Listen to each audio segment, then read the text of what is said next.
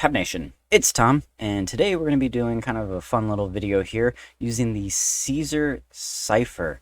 Say that 5 times fast, and let me know how you do on that in the comments below. So yeah, let's take a look at the code here. So it's nothing too crazy complex. Basically, what this is used for is to encode, through a cipher called the Caesar Cipher. Obviously, it was named after Julius Caesar back in the day. So, a long time ago. So it's not the most advanced cipher in the world. This is what he used to write notes to family, friends secretly, or his military, that kind of stuff. So we're going to do it in the AutoHotkey, a computer edition of his code or his cipher. So the beginning part of this is pretty simple. We're just going to press F1. This is where we're going to be encoding our message. We're just going to use hello world as our message here. We're going to be using an input box. You can obviously have different ways of doing this. We're just doing input box. It's more visual. You could just, whatever highlighted text you have, Control C, and then run that through the cipher. Whatever you guys want, play around with it, whatever suits you best. We're going to store our text that we type in there to be decoded. That's what the variable is to be coded. Window name is just intertext, and the text, it just says enter the text you want to run in the cipher. We're going to be storing our final result into our clipboard. That way we can just paste it in Teams or email, whatever. Or if you just want to write it on a piece of paper, haven't sent it to them, then they run it, type it into their computer, run it. Whatever you want, you can mail this. And, it's kind of a cool thing, a combination of the computer, non-physical world, and then the physical world combined. It's kind of a cool idea there.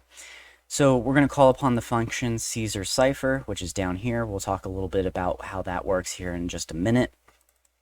We're going to then take that variable that we got up here, which will be hello world, to be coded. So it's going to run that. And we're doing our shift. So what that means is how many in your key, how many letters does it go over? How many spots? So we're just going to be using 3. So we'll explain what a shift really means here in just a second. Now on the other side of things, we're doing F2. We're going to push input box. And this variable is basically that code that we got, that secret message. We're going to type that in or paste it in. And that's just going to be saved as to be uncoded.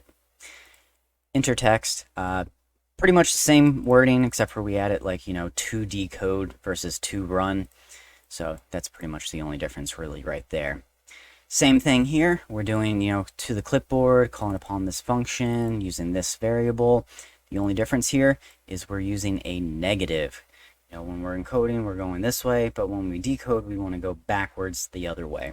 So just make sure these numbers are exactly the same, with just this one being a negative number. And this number can be whatever you want. I'm just using 3. It's pretty, simple. But if you want to get a little bit more, a little bit harder maybe for someone to break the code, you can go with 27 or something. Just make sure both of these are the same number. Now, with the key, basically, if I were to be at T and I go 27, 1, 2, 3, 4, 5, 6, 7, space counts as an actual spot in your key.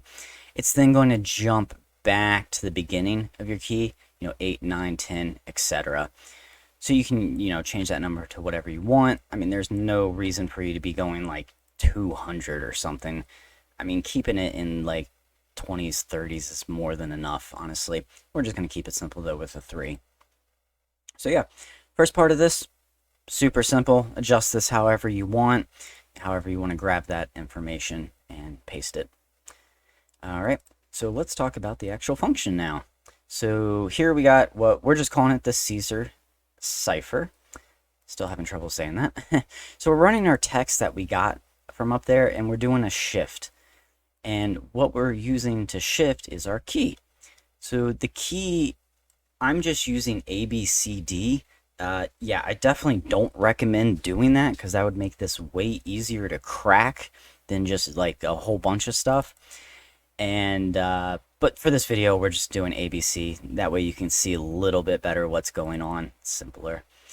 And so ABC is a bad one. A good example of a good one is this right here that I have commented out. Let me uncomment that. Is this. As you can see, this is super long. Yeah, that's going to make it way harder to crack.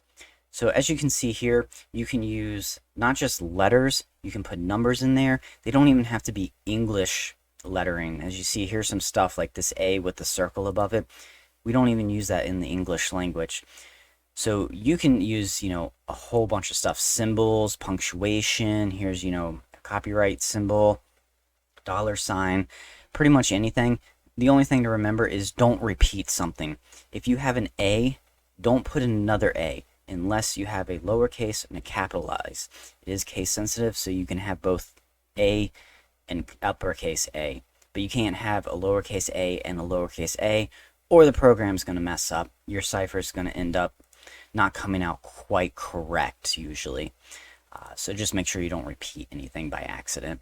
But yeah, here's a great example of a super crazy, awesome one.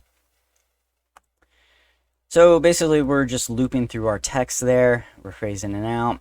We're going to save it as the encrypted string, which basically, as you see here with the 1, we're basically just going letter by letter and making the shift to what it needs. And once that's all done, it's going to spit it out.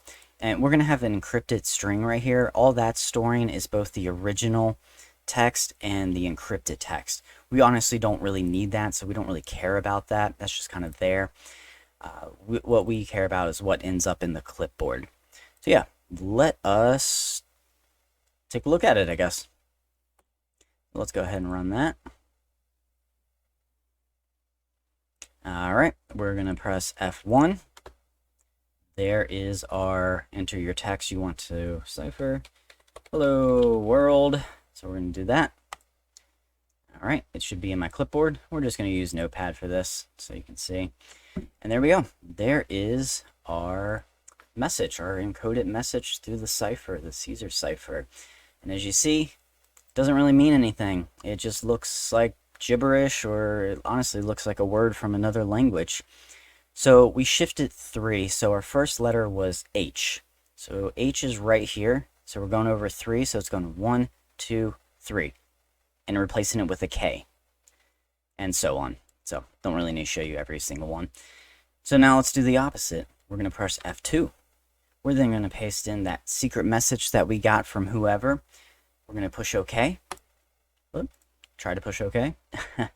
And now our clipboard is going to have our, boom, hello world, our original message. So same thing, just with a negative where we had the letter K. It's going 1, 2, 3, and replacing it with that H. So that's pretty much it. Pretty simple, not really teaching anything new here. It's just more of a fun idea.